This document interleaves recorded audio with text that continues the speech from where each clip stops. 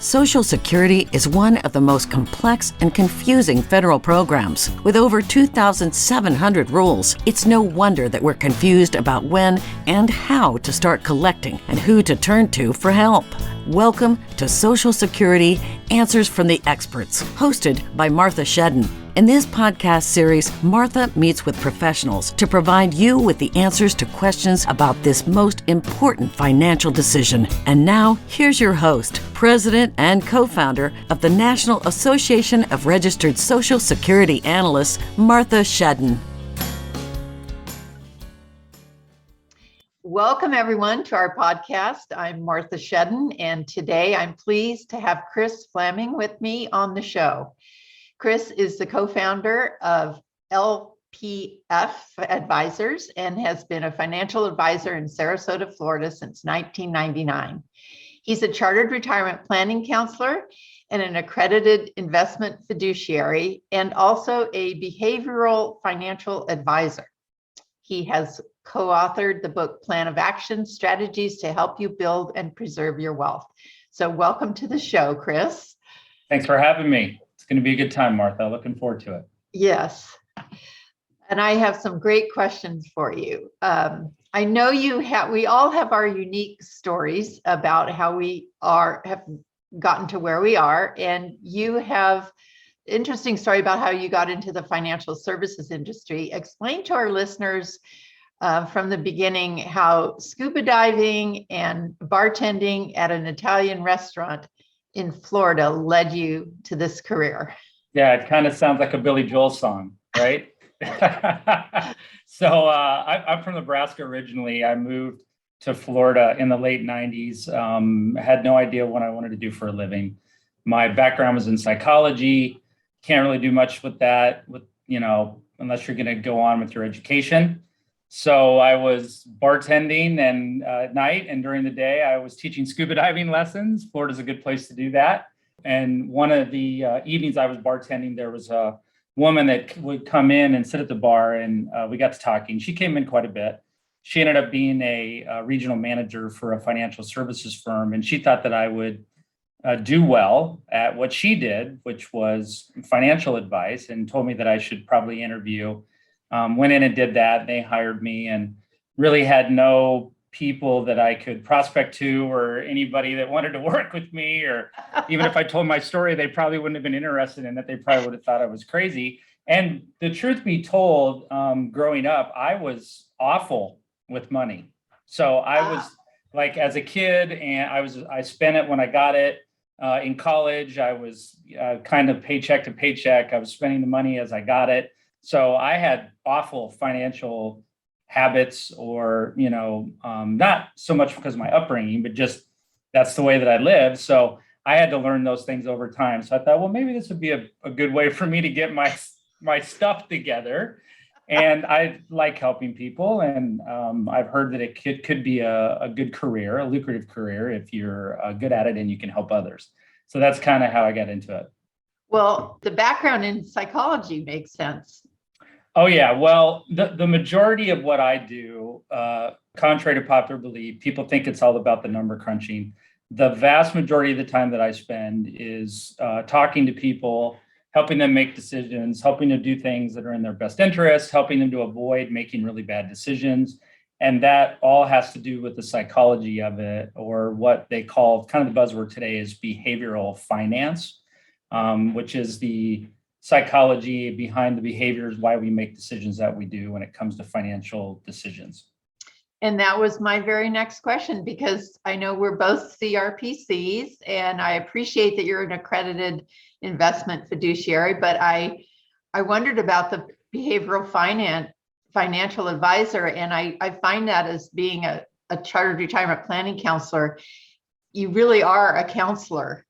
You are dealing with something that's so emotional and personal. And so is that why you got that designation? Yeah, that's part of it. And I had the interest in the background in psychology. And you know this, Martha, people do not make financial decisions typically based on fact or rational.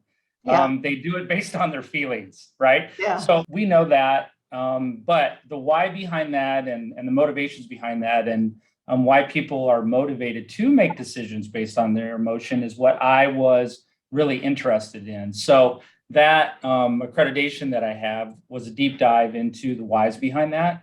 Also talking about the different biases that we have when it comes to making decisions about finances or any other things. So that really helped me when I was in conversations with people and I was working with people to understand that their opinion on something may be completely different than either mine or what I think they should think. Right. We always do that, right? It's like, well, this is obvious. Why don't you just think the same way as me? Yeah. Right? What are you, a dummy? Right? But it's just because they might have a different background or they may have different life experiences. And so for that reason, they may think differently than us. So that helped me understand that and not get frustrated by it, but then to help them work through those things and make them aware of why maybe they were making the decision, and then they can come to a different conclusion.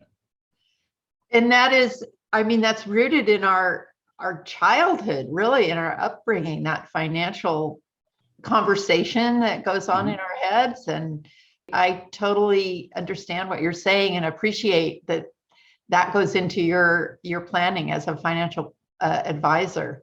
And it could even be the lack thereof. So some people don't have any financial upbringing or any education growing up on that in school or their parents. I mean, there are certain topics that are taboo. Usually it's politics and religion, right? Well, with some families, it's even talking about money. Oh, so for sure, yeah. They may not have really any background or upbringing in it at all. And that's even a bias or a lens to look through when you're making a financial decision, is just to avoid it. I just don't want to deal with it. So I even run into that sometimes with clients in relationships that I have with people. Yeah, definitely. I came across your SAM talk a few years back where you were talking about the work-life balance as a financial advisor, which I think applies to all of us, whatever we're doing. What was the synopsis? Can you share with our listeners about that talk? Yep. And is it specific that financial advisors have trouble finding that balance, or is that just basically apply to all of us? Well, I think that a work-life balance, I mean, it's kind of a buzzword and it's kind of cliche. So you can call it whatever you want, work-life balance or life-work balance or live to work and work to live. All those things fit into that. So I think it's applicable to anyone. In my particular situation, I was blessed that we got really successful in a short period of time, okay, because of some niche markets that we serve. And so we had a tremendous amount of growth in a short period of time. And when we got on the other side of that, what I found is that the business owned me.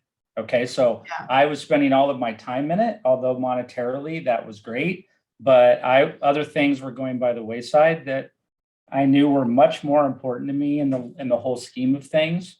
And so I needed to rework that scenario to where I have more of a work-life balance. Now that involved bringing on some people to help with the workload, but it involves some soul searching, some internal reflection on what was really important to me and being more intentional about making time for the things that I was saying that were important, but I wasn't making time for them, which it's different for everyone. But in my case, it's my family and my kids. Mm-hmm. Yeah, I think that's the way to live. And I see that in the younger generation more than in the baby boomers, that they're not going to settle for that. They want that balance. And I think more power to them. I think that's a wonderful way to be and to plan your career with that in mind. I think you're right. And what the younger generation needs to consider, though, is in exchange for that, they have to be especially astute at their money management and their financial planning. Because if you want to have more of a work-life balance, then you've got to have your finances in order, which will allow you to do that. Because, cost of living goes up. It certainly isn't less expensive to live. And so to make those things a priority, you can't just be loosey-goosey with your finances. You have to be on top of that in order to do that, because otherwise you won't have the income coming in that allows you to have that work-life balance. Or if you have that work-life balance, then you might suffer in another area from a financial standpoint. Everything's about trade-offs. It is. Do you find yourself, well, I'm going to go into your client profile, because I also looked you up on Smart Advisor, and I read that your company of, I don't know if this is out of date, but roughly 700 accounts or so, that only 2% are associated with high net worth clients. Is that true? Yes. Yeah, that might be a little out of date. We've served about 1,200 families now. Okay. In total. So that could be maybe 5 or 6 years Yeah. old. And I would describe our clients that we primarily work with as being the mass affluent. So if I was going to put a number on it, it might be someone that has a portfolio value of between 250,000 and 2 million. All right. So these are people that have saved enough money probably to be able to afford to retire at some point, but they don't have so much money put aside that they can't be concerned or worried about possibly running out. Okay. Right. And they typically are people who want to delegate responsibility of managing their finances to an expert. They have other things that they want to do other than worry about their money. And they will clearly admit, I don't know a lot about this. I need someone that I trust implicitly that I can do this with, so then I can enjoy my life and focus on the things that are most important to me. Now, by way of that, what does happen is those relationships sometimes turn into referrals or introductions into people who own businesses or are what we would consider to be higher net worth individuals. Where we live, there is a tremendous amount of competition for what you would consider high net worth investors and individuals. And so what we try to do when we're looking at a group of people that we want to serve, we want to go as a company where there isn't as much competition, but there is still a need for advisors from people who will readily admit that they need one. And we like that group of people. Yeah, that mass affluent. I mean, it's the same with Social Security income planning. That's just a wide open area there, and I just think it's wonderful because I think there's so many financial professionals who are focused on the wealth management, and there's such a need for that middle group there. And it can be a comprehensive solution. So even those people I described, they still need what you would call wealth management or planning, which is essentially all the areas of someone's finances, not just investing, but all the other areas. They need guidance on that. They need assistance with that. There may be some blind spots there that they need to take care of, they're not aware of. Mm-hmm. That's all part of what we do with the people, is point those things out and guide them along to get that stuff done. So then they feel like they're in a much better place. Do you find that most of your work is with retirement age, with younger? Mm-hmm. What's that split in your client base? Yep. So the majority of the people are, let's say, 50 and over. So they're in preparation for retirement, either close to it or getting ready to do it pretty soon. That's the majority, partly because those are some of the niches we serve, and also because of the age of the people where we live. Okay. Now, what I've done in the last five years or so, and this is fun for me, is I've also got a service for younger people. You know, a lot of times people think I have to have some money for the advisor to invest in order to work with them. And that doesn't have to be that way. So I have several relationships now with younger people or younger couples or millennials that are doing well and want to make good decisions. And they don't necessarily have money that I could manage or accounts that I could manage. And I don't want to make that a requirement. So we do kind of a consulting arrangement, or I call it like a project, where we agree what we're going to talk about and what I'm going to give them advice on. And then we work together to get those recommendations together. And then we just charge them a flat cost, or like a planning fee or a flat dollar amount for that work. And that includes the meetings, and they can check in with us when they need to. And that's nice because they get the advice that they need, because they're trying to do well too. Right. And I'm also compensated for the time that I spend and the expertise that I provided. So I like doing that because it's exciting to say, hey, you have all this time in front of you. Yeah. And you're making a great income. If you just do like these 7 things or 6 things, you're going to rock it. You know, you're going to kill it. So, and for them to say, yes, you know, I see what you're saying, and I'm going to put that into motion. that's exciting for me too.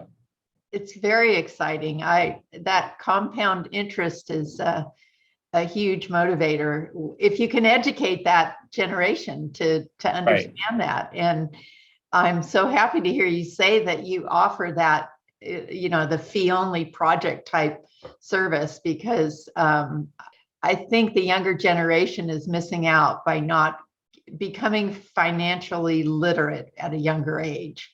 So I know the schools aren't going to do it. Most parents aren't equipped to do it, even though they might have good intentions. Yeah. The government's not going to do it, so it's either you have to educate yourself or work with somebody to help you. And like I said, it's only really like 6 or 7 things if you do them well, and you'll be in a way better position 10, 15, 20, 30 years down the road than you were if you didn't. And I'm not just talking about compound interest. I'm talking, across the board from a planning standpoint. Right. There's so much. I see that as another book you might be able to write. Okay, I'm writing that down, and that's what I need. Another book.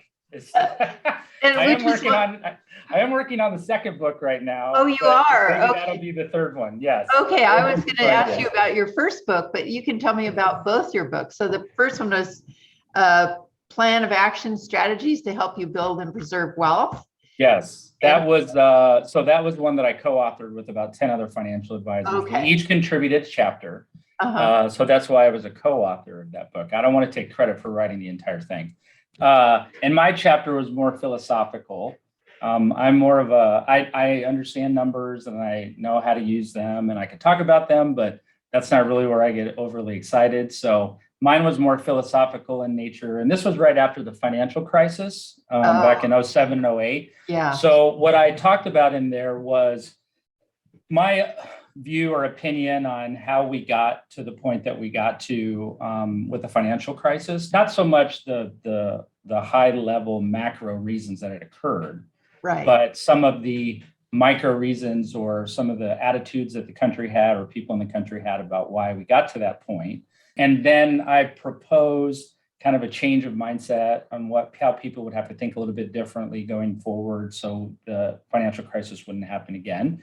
And then finally, I put forth about 15 ideas or concepts in there on if people did some combination of those or did most of those, that one, they would be in a position where they wouldn't have their own financial crisis.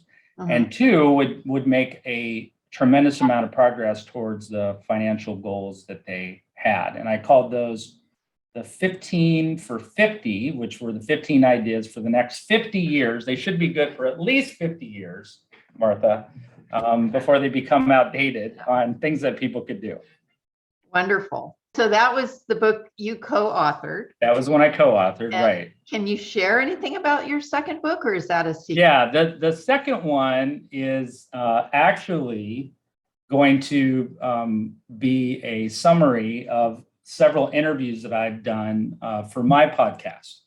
So there are, I do a weekly podcast as well called the Confident Retirement Podcast. And you were recently a guest on that and you did amazing. So I'm picking interviews from that and we're writing some summaries from there of the different interviews that I feel like are appropriate for the audience, the type of people that would be interested that I serve on the topics that I picked in there. So there's it all has to do with the areas of financial planning that most people would think of when they think of wealth management. And there's several experts in those areas like Medicare, estate planning, accounting or tax, insurance protection type stuff that would all cover those different areas that I go through when I'm working with someone comprehensively. Okay. Great. And I'm hoping Social Security will be included in that too. Well, I don't want to reveal anything right now, but there's a good chance that there will be a section in there on Social Security claiming. Can you share a story with us about how you helped a soon-to-be retired, because I'm so focused on retirement age, a soon-to-be retiree with their financial life that really changed things for them? Okay, so you're saying like that made a big impact on their particular Right. situation. Were they going Yeah. the wrong direction? What, Yep. how did you help them? Mm-hmm. Yep. So recently I consulted with someone who had retired from a large corporation, and they had a whole bunch of decisions that they had to make. They had a pension from that company they had to make a decision on. They had a retirement plan. They were of Social Security age, and so they could make that decision if they wanted to. And then they also, because our real estate market is so hot in Sarasota, they also were thinking of selling their house and relocating. And so, typical situation, but where they ran into some issues with is they had some assumptions that they had made about they were just going to go ahead and take their Social Security early. They were also going to take a tremendous amount of money out of one of their retirement plans in order to buy an RV. Okay. And then also, they just assumed that taking the pension as a lump sum was just a decision that they should make because a lot of their friends were doing that. Okay. So not to get too complicated, but essentially we had to walk through all three of those, and I had to explain to those how they all interacted from a tax standpoint and also from the standpoint of, well, you might not be looking at this with a long-term view. You may not understand what the long-term impact of this. So let's go through that. Let's make an informed decision. And so he and his spouse came to different conclusions about how they were going to approach all that. I helped them figure out a different way to buy the RV that wasn't so tax disadvantageous. Also, we changed our mind on the pension, on how we were going to take that. And then we also looked at different claiming strategies with Social Security and having the higher wage earner wait to do it. So then the spouse would have a better survivor benefit at the end. So now, and what they told me after we had kind of gone through everything was, we thought we just had it all figured out. We were just coming in here to bounce our ideas off of you and basically for you to tell us that what we were planning to do was right and we were listening. And they said, well, I appreciate that you had the courage to tell us that we should think about it in a different way and lead us in that direction, because we see now that those had long-term effects, over our life. And that would potentially cost us a lot of money. Did you say the spouses came to different conclusions, or did you say both of them came? Both of them did. Yeah, both of them did. Yeah. Mm-hmm. And that is what I consider that holistic type of retirement planning. One piece can't be done by itself in a vacuum. Yeah.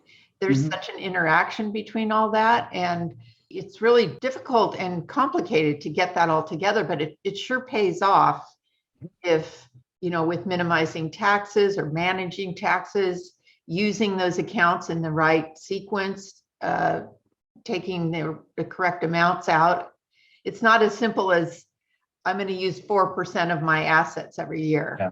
You can almost think of it as it's a complex puzzle. And so, yeah, someone could probably sit down and do the puzzle. They could buy the box, dump it out on the table and, sit down and do it. But if you bought the box and then you invited somebody over that had done the puzzle 10 times, then it would probably go faster and you'd probably get a better result, right? So a lot of what we do is this puzzle thing. A lot of people think, well, yeah, I can put the puzzle together, right? And maybe they like that it takes 10 times longer because they do it themselves, right? There are those people. And they may come to the same conclusion, but if someone else has done it multiple times, they can have it go easier. You probably have a more enjoyable time and you felt like you got to the solution and you had someone else's input. The other thing I always think of is, most people trust their doctor or they end up switching their doctors. And unless you're going to tell them all the symptoms, unless you're going to talk to them about all the different things that has to do with your health, then they can't really come to a good solution on what you should do or what they should prescribe or the treatment protocol or what tests you should get. So when someone's willing to open themselves up and to talk about all those things in their life, then that generally results in a better outcome for them. That's definitely true. Both of those are true. And I love your analogy of a puzzle because I love doing puzzles. And I love solving problems. I have two puzzles right now where I'm stuck on all the other pieces left are one color. Oh, yeah, that's the worst. Right. Yeah. That's- Well, I could have my kids come over. I hate puzzles. I don't like actual puzzles. My wife every year gets one out like at Thanksgiving, and I walk by the table and just roll my eyes. And then they all sit down and do it. Sometimes I'll come in there and put a few pieces, but yes. Yeah. I think you either love puzzles or you don't at all. Right. There's no middle ground. I agree. Yeah. No, but there that's isn't. an excellent analogy and excellent. Based on your experience, what do you think are the top 2 or 3 most important takeaways for financial professionals that are helping their clients at that time with Social Security and their retirement planning? Okay. This Yeah. is That's advice a for really other good question. financial planners. Yeah. Yeah, that's a really good question. So I think the 3 things that come to mind are you need to start the conversation early.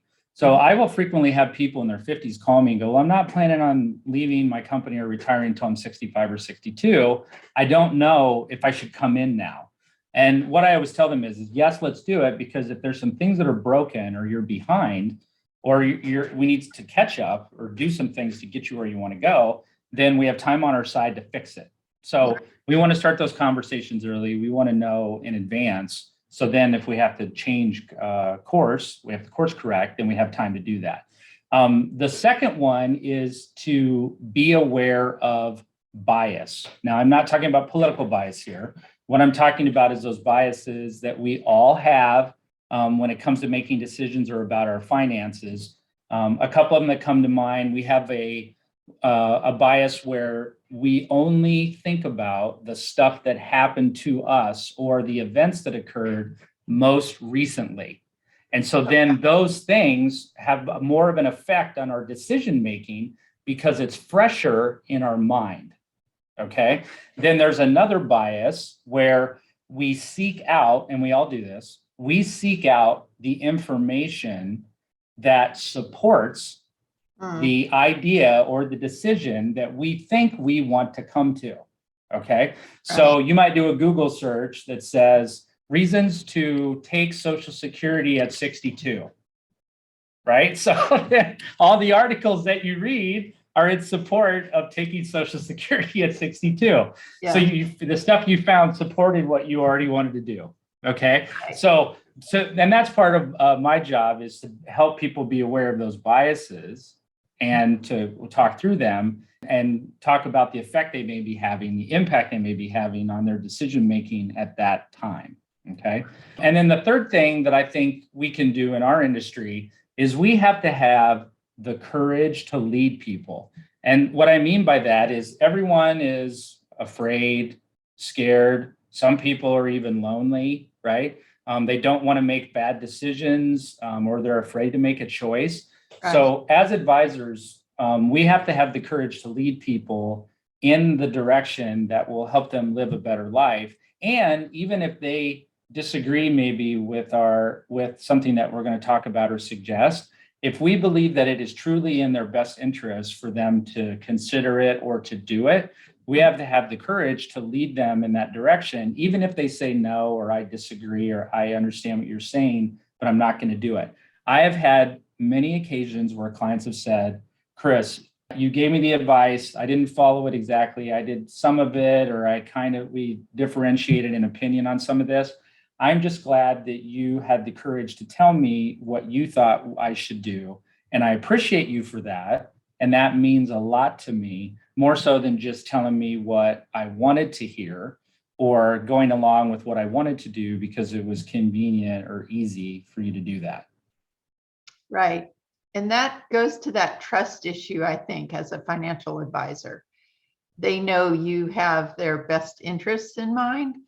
And don't you think that is a big part of success as in the financial world, is having that trust with your clients? I do. And I think it can even go beyond trust. So if you ask me, Chris, is trust the highest level of, connection that you can have with a client? 2-3 years ago, my answer to that would have been yes. But actually today, my answer is no. I think that trust is just a baseline, meaning that's just expected. So Right. when a client comes in here for the first time and talks to me, that's just an expectation that they have that, hey, if I work with this person, I'm going to trust them. So I think what goes above and beyond that is having the relationship where the person knows that I have their best interest in mind. They trust me as a baseline, but then they get to a point that they know when I make his recommendation that we are going to do it because they know that in the past I have made recommendations to them or suggestions that either worked out well or proved that I had their best interest in mind. Right. And so the level of detail that they might need in order to make a decision, Yeah. or the level of analysis that they might need in order for them to say, yes, I go along with that, reduces. And it's not that I don't do disclosure. It's not that I don't give them all the information I need to make the choice. It's just we've transcended the trust thing to where I think of it almost as like a deep friendship. If you're out with a friend and you guys sit down and the waitress comes over, you go to the bathroom and they go, oh, just order me something I like, to your friend, right? And then you come back and they ordered you some beer and you really liked it. And what do you think? You're like, oh, well, they know me, right? Yeah. They know what I like. They know me deeply. And so I didn't care what they ordered. I just trusted that it would be a good decision for me. It's a really personal relationship Mm-hmm. in that financial area. Well, and those are the ones that I'm interested in having. Yeah. Right? Instead of clients just being accounts or numbers, I want to like the people that I meet with. I want to enjoy their company. I want there to be a mutual respect. I want them to feel like that they're getting good advice and that the advice is appreciated. So this, life's too short. Yeah. So you gotta. Too short. Well, we're getting over our time or getting to our time. I just have a couple more questions. So what do you think are the most common questions regarding retirement and Social Security that people are not asking you? Okay. Oh, you mean the questions that they should be asking probably? Or, okay. So I think just to real quickly on a high level, I think they don't ask the question about what the impact's going to be for their spouse if they were to wait. So I think that's a really common one. And then the other one that I think that they don't ask is what's the actual benefit of waiting even like 6 months or even like a year or even 2 years from a standpoint of how much it grows over that period of time. They just think, well, I know it's going to be higher, in a year, but it might just be like $20 or $30. Well, probably isn't, and then what impact does that have over your lifetime if you lived your life expectancy? Yeah. Great. Yep. Very, very true. Okay. Well, this has been so fun to talk with you. Where can people go? Do you work remotely? I have some young people who would like to talk with you, I'm sure. Okay. Do you work remotely? Yeah. So with the pandemic or whatever we're calling it, I am now an expert, Martha, in all forms of virtual communication. Great. Anything that you can think of, I can do it. So yeah, we're licensed in like 22 or 23 states. And I've had a lot of clients that I brought on in the last couple of years that I have never met in person. Yeah. We just do like Zoom calls or telephones or whatever their preference is. So yeah, I do have a lot of people that we do remotely. People can look us up. Our website is LPF, that's Larry Paul Frank, advisors, advisors.com. Okay. And then that's probably the best way. All of our phone numbers are on there. Our contact information is on there as well. Okay. Well, thank you so much for being on the show. This is wonderful. Yeah, I had a great time. Thanks for having me. Really appreciate it. Thanks, Chris.